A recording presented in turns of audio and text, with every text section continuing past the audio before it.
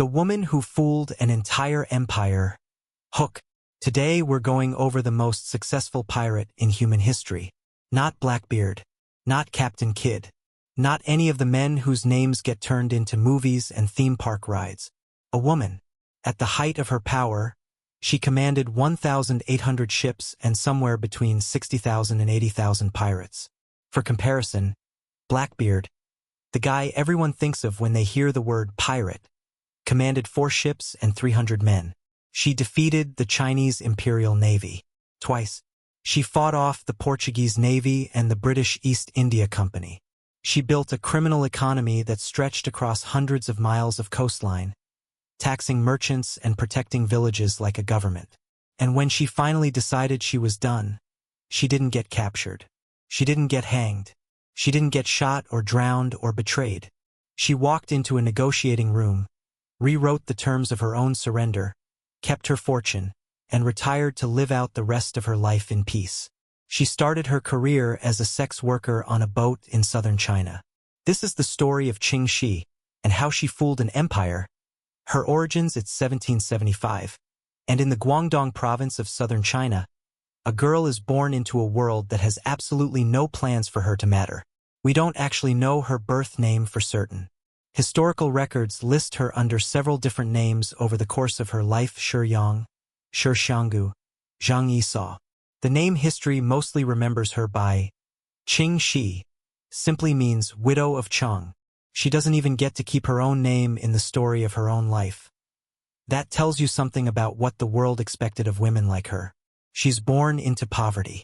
Her family belongs to a community of people called the Tanka, boat people who live their entire lives on the water along the southern Chinese coast, looked down on by mainland society, considered barely a step above outcasts. There is no path here that leads to power.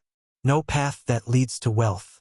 No path, really, that leads anywhere except more of the same. By her early 20s, Ching Shih is working in a floating brothel in Canton, what the locals call a flower boat. These boats are common in the region. Canton is a major port city sitting on the Pearl River, and the river itself is basically a floating economy. Merchants, fishermen, gamblers, sailors, criminals, and the women who work the boats that cater to all of them.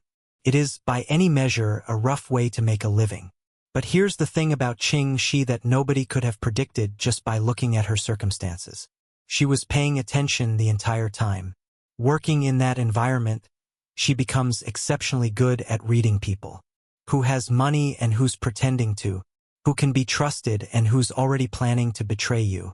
Which men are powerful because of what they actually control, and which ones are powerful because everyone's too scared to test them. She becomes, in the only way available to a woman in her position, a student of power. And one day, power walks right onto her boat. In 1801, a man named Chang Ai starts paying visits to Ching Shih. Chang Ai is not a small name in this part of the world.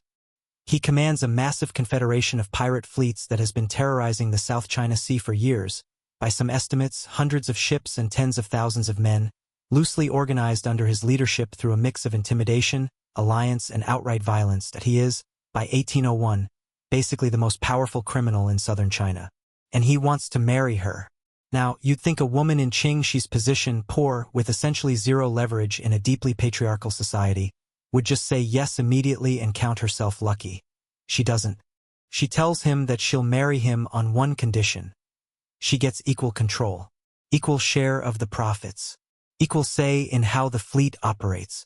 Not wife of the pirate lord in the symbolic sense. An actual partner with actual power written into the arrangement from day one.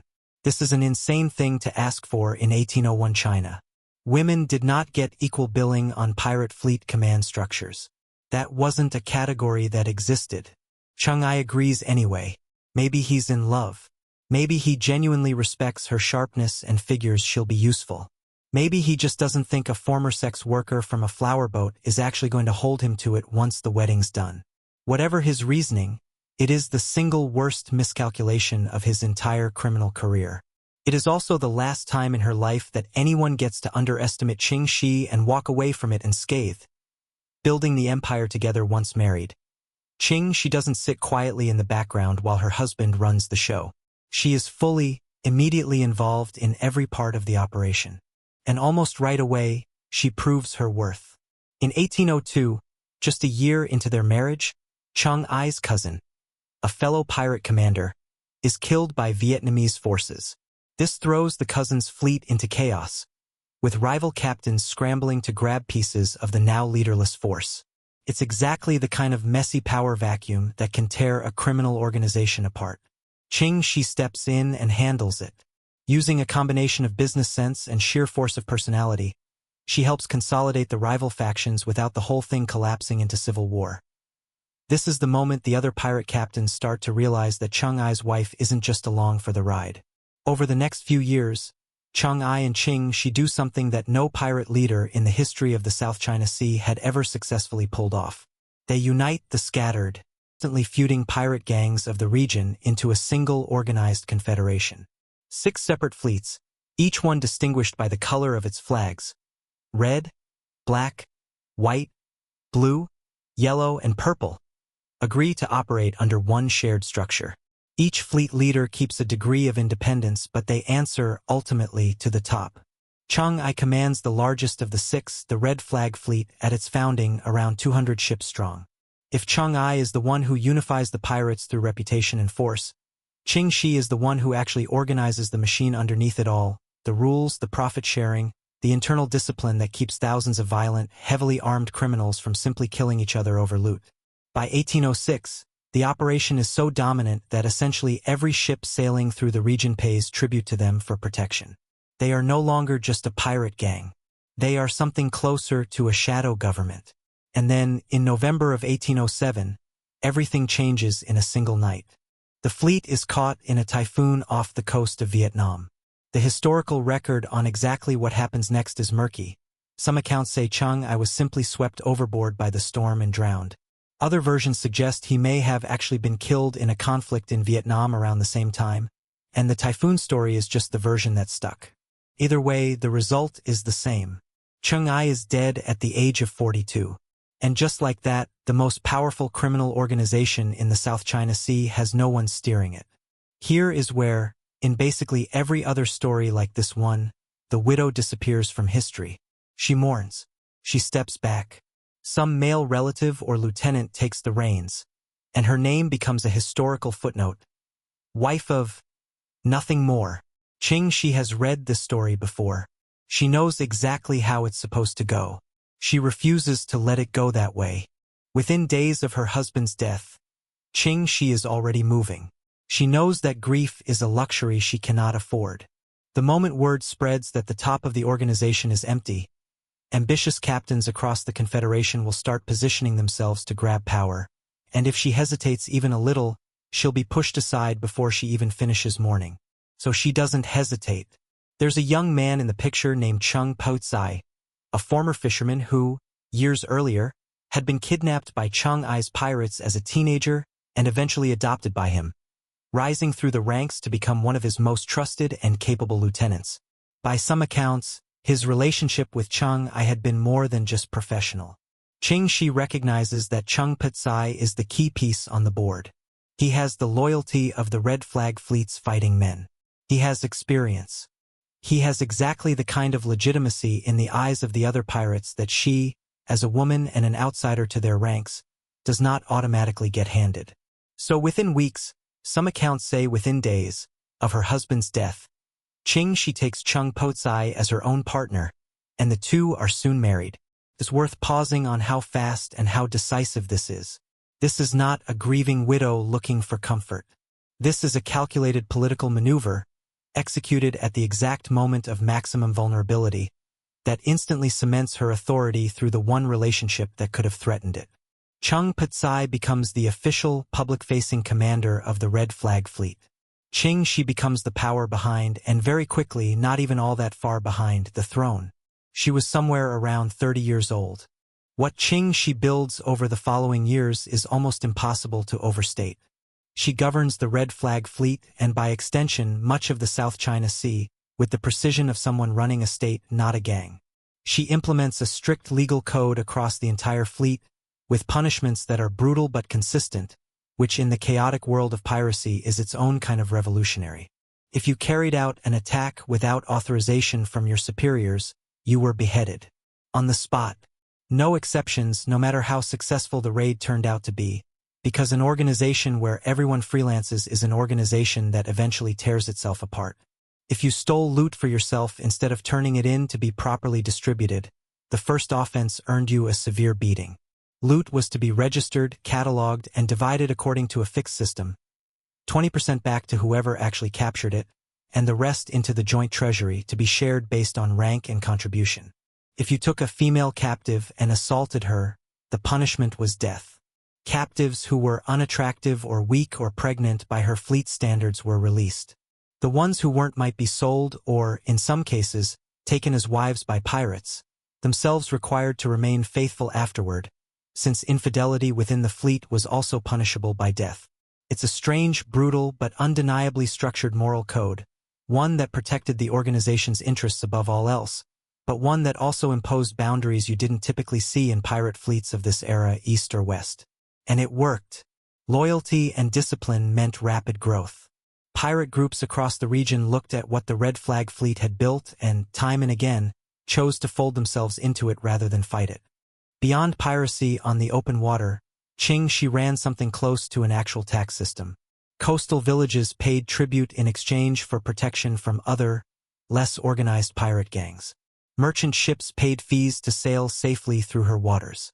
Entire fishing communities effectively worked for her, supplying the fleet with food and goods in a relationship that was somewhere between extortion and a genuine, if coerced, alliance.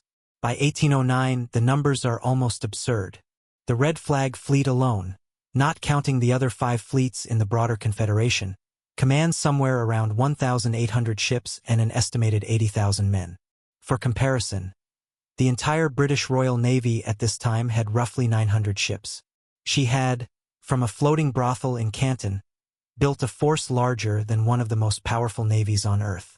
Naturally, the Chinese government was not thrilled about a massive criminal fleet effectively running a private economy off its own coastline. The Qing dynasty's Emperor Jiaqing decides enough is enough and orders his navy to crush her once and for all. In 1808, an imperial fleet under a commander named Lin Guoyang, 35 ships strong, sails out to confront the Red Flag fleet near Shenzhen. Ching Shih's fleet annihilates them.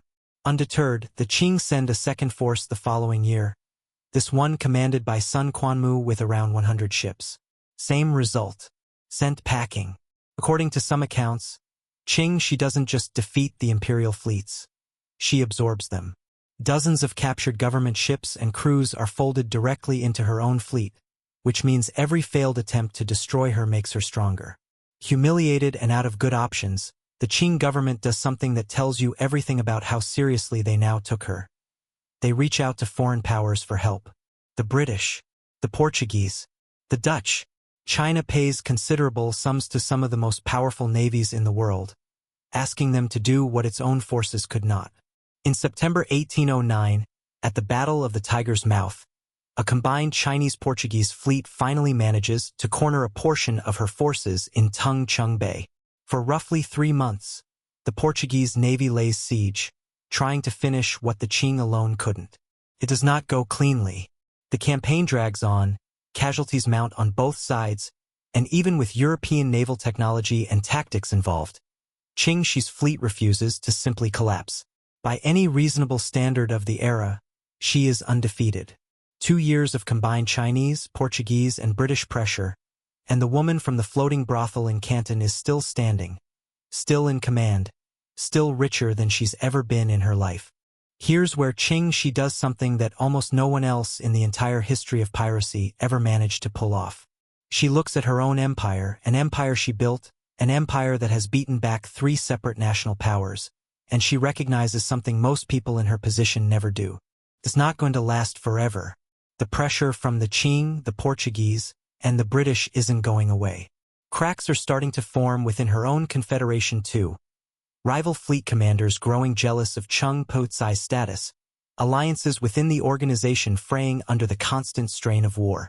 Sustaining an empire this large, built on violence and held together by personal loyalty, was always going to be a question of when it broke, not if. A smaller mind sees an unbeaten record and keeps fighting until the inevitable happens. Ching Shih sees the writing on the wall and decides to get out while the terms are still in her favor. In 1810, the Qing government, having failed to defeat her by force, extends an offer of amnesty, pardon, full forgiveness for the crimes of her entire fleet, in exchange for her surrender. Most leaders in her position would see this as a humiliating defeat dressed up in polite language. A way of admitting, after everything, that the government finally won.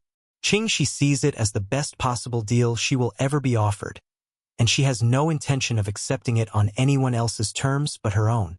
She negotiates the surrender personally, not through an intermediary, not through Cheng Petsai herself directly, with the full weight of her reputation behind every word. By the time the dust settles, she and Cheng Petsai are permitted to retain a portion of their fleet, by some accounts as many as 24 ships and over 1,000 men, no longer as pirates, but as something closer to a private maritime force operating with the government's blessing. Many of her men are absorbed into the imperial military, not as disgraced criminals, but as officers. Cheng Petsai himself is given an actual military command. Roughly 1/26 of the most notorious figures in her organization are executed, and around 200 more banished. But the overwhelming majority of her people, reportedly more than 17,000, walk away with a full pardon. And Ching Shih herself keeps her fortune. Walks away completely free. No prison. No execution. No exile. She retires to Canton, the same city where she'd once worked a floating brothel as a teenager with absolutely no path forward, and opens a gambling house. It is, by every account, extremely successful. Because of course it is. Ching Shih dies in 1844, at around 69 years old. In her bed, surrounded by her family. Sit with that for a second, because almost no other major pirate in history gets that ending. Blackbeard was hunted down and killed in battle, his head cut off and displayed as a trophy. Captain Kidd was hanged in London as a public spectacle, his body left to rot in a cage as a warning to others. Bartholomew Roberts died in a cannon battle and was buried at sea, weighted down so his body would never be found. Almost every name we associate with the golden age of piracy ends the exact same way. Captured, hanged, shot, or drowned. Ching Shih commanded a fleet larger than most national navies on the planet, fought off 3 world powers simultaneously, and got to choose her own ending. She is, by virtually every measure historians use, wealth accumulated, longevity of career, scale of forces commanded, and the sheer improbability of her survival, considered the most successful pirate who ever lived. Not most successful female pirate. Most successful pirate, period, ahead of every single man whose name became a legend. The woman who started on a flower boat in Canton, with no name anyone bothered to remember and no future anyone expected her to have, ended her life as a wealthy, respected businesswoman who had outmaneuvered an empire and walked away on her own terms. If that's not the single greatest improbable comeback in the history of crime, I genuinely don't know what is.